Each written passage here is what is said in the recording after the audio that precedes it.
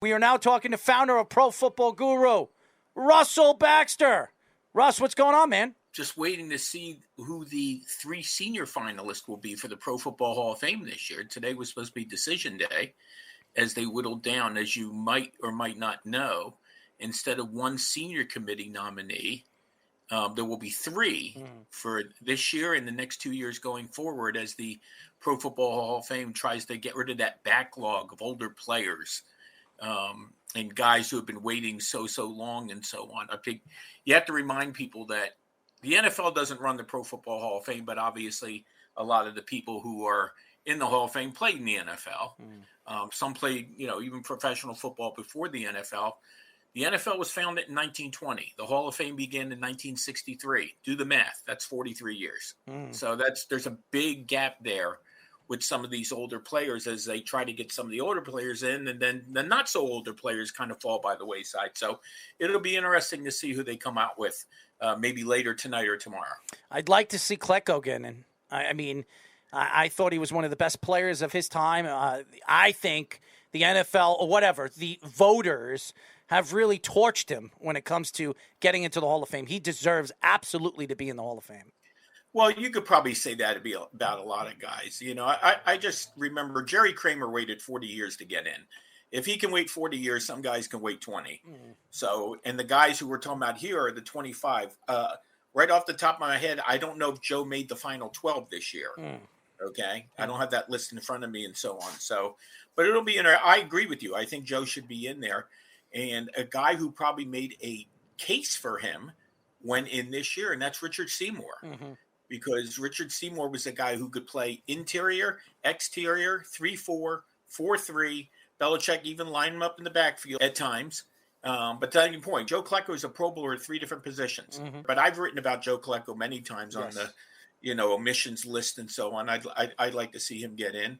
And I think eventually he will. I mean, it'll be the next 3 years with the senior committee, Errol, but who knows what the rules are going to be going forward. Remember, there's a new Hall of Fame president now. David Baker is not there anymore. Right. So, and as time evolves and voters evolve, and some voters will eventually change. We also know that too. So we shall see. But it's always fun. I spent, I was in Canton a week and a half ago. It's always great to go back there. My first year was 1989. Wow. When the ceremony was still on the steps. The Hall of Fame game was Saturday afternoon. Willie Wood, Terry Bradshaw, Mel Blount, Art Shell. That was the first class I saw go in. That's a pretty good class. By the way, he is one of the 12 senior finalists. There you go. So let's see. Let's see what happens and so on. And, this past year, we finally saw a guy who I thought was way overdue to get in, and that was Cliff Branch with the seniors committee. So, the Hall of Fame voters aren't trying to keep people out. Okay. I mean, I've read every conspiracy theory, every, tinfoil, analysis that the NFL is trying to screw this team. That's good. First off, it has nothing to do with the NFL. It's the voting committee and so on. So we shall see. But it's always a fun time. I don't know if you guys have ever made the trip to Canton. I have. Highly recommend it. One time. It's great. I did in 2013, and it was a lot of fun. Yeah. We didn't even get to see the whole thing. It's a lot of fun. You much. never know, and you never know who you're going to bump into. And I mean that literally. When I was at ESPN, we were doing some live coverage on the steps of the hall. And my producer at the time, Bob Rauscher, told me and a young production assistant, make sure no one walks in front of the live shot. So 2 men actually walked in front of the live shot. One guy was Gail Sayers. The other guy was Ray Nitschke. Wow. Production assistant looked at me and said, hey, they're in the live shot. I said, you tell them. At the first time they were right in the same shot. Yeah, you tell him. You tell Bodansky that he's in the live shot, okay? I wouldn't. They wanted to reenact their playing days on a more modern camera. Well, if you remember The Longest Yard, I think that was one of Ray Nitschke's great games. I don't think anybody told him it was a movie.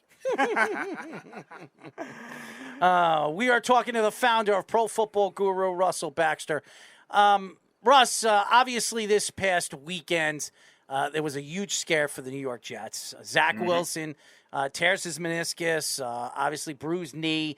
A lot of these experts, quote unquote, before the game was over, were suggesting that he tore his ACL and the season was over. His career as a New York Jet is completely over. Then you find out after the game that his ACL is intact.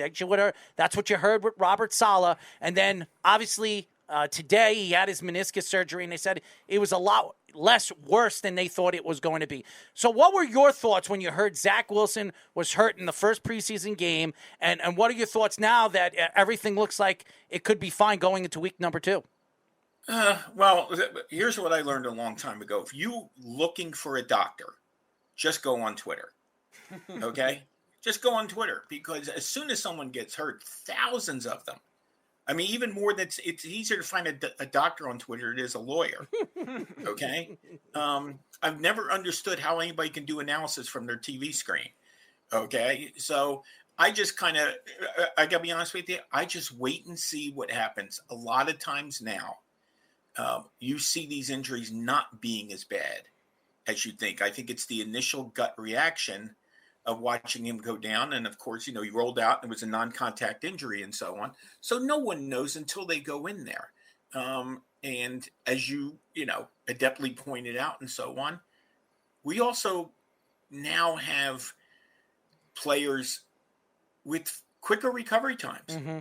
We see it all the time now. I mean, it's not, I go back to the days where, guys like William Andrews, who's on, I remember him from the late 70s, early 80s, great back for the Atlanta Falcons, very underrated. Tore up his knee, he was done. Okay. Back then it was, for a professional death sentence, for lack of a better word. Now you go in and it's like getting, getting a part removed. On your washing machine or something like that. Now, the recovery time is a whole different thing. The confidence of being on that knee. I think we're seeing that a little right now with Devin Bush of the Pittsburgh Steelers, who's getting a lot of criticism because now we're getting to the point where it's 2 years removed from his knee surgery. Has he lost this confidence? Has he lost this step? Only the individual knows and so on. But honestly, I heard it. I saw it. I just waited. Okay, you're just better off waiting instead of running for office on social media and declaring this person, that person, and so on. And Joe Flacco's there. Having Joe Flacco around, who is, obviously now in the twilight of his career. Him and Matt Ryan were both first-round picks in 2008. Joe Flacco, strong-arm quarterback, can still play this game. If they had to go with him for a couple of weeks, you go with him. I mean, it's a long season, and we shall see. I mean, I like the direction the Jets are headed in. I did some bold predictions early in the year, and for me, I think they win some divisional games this year. I think that would be a step in the right direction. As we know, they were, 0-6 the last 2 years in the division. Okay, so you got to crawl before you walk. So let's maybe steal one from the Dolphins. Maybe let's, finally beat the Patriots.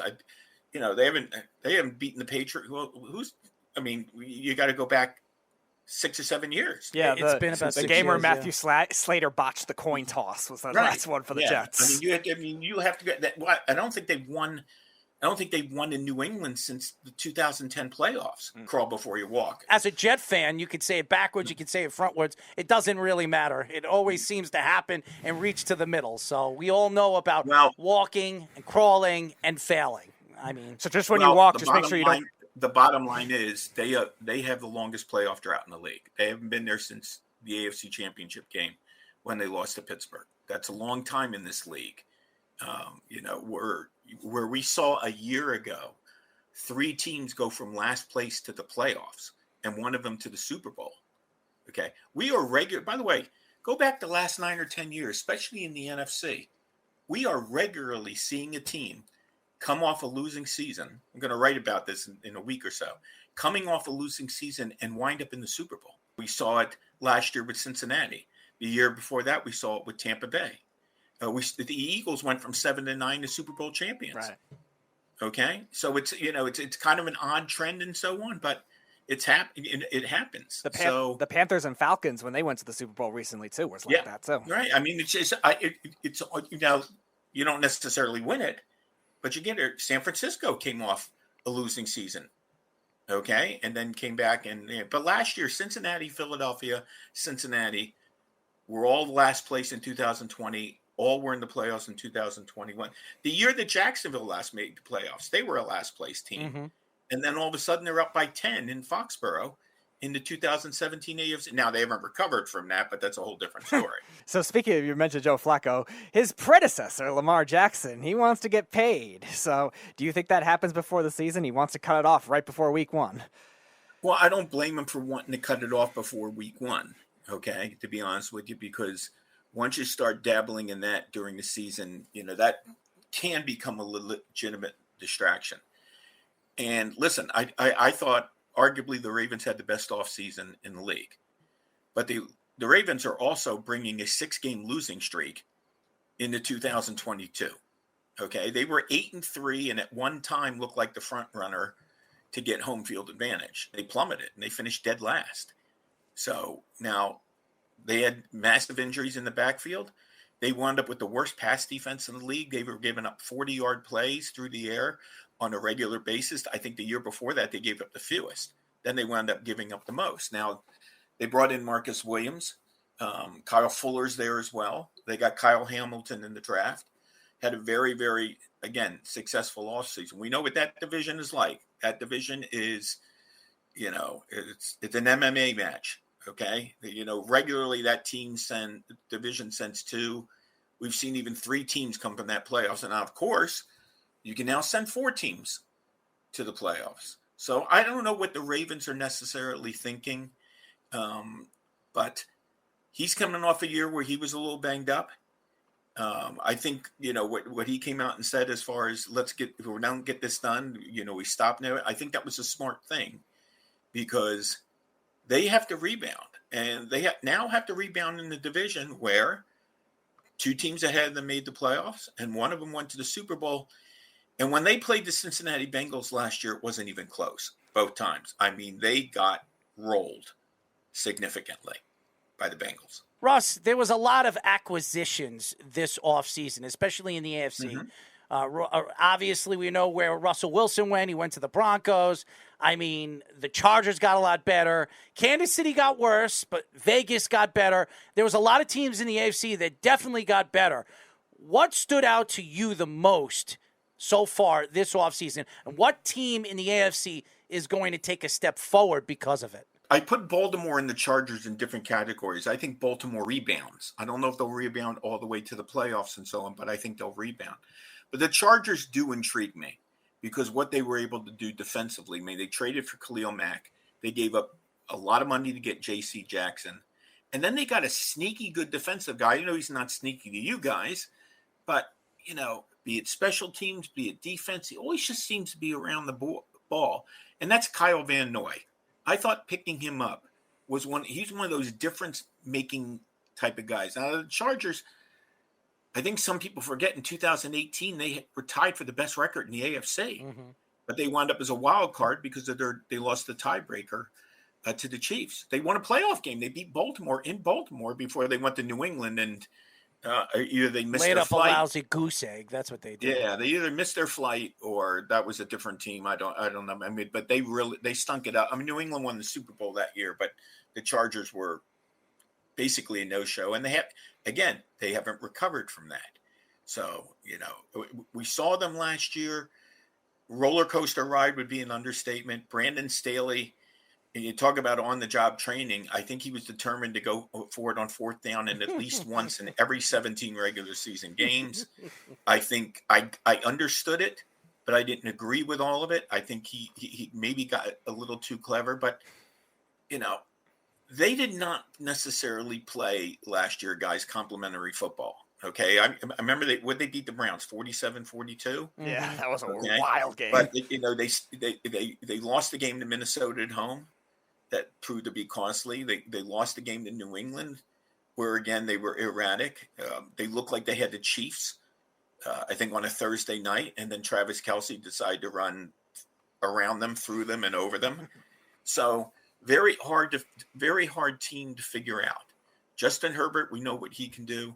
Offensively, they have a lot of people.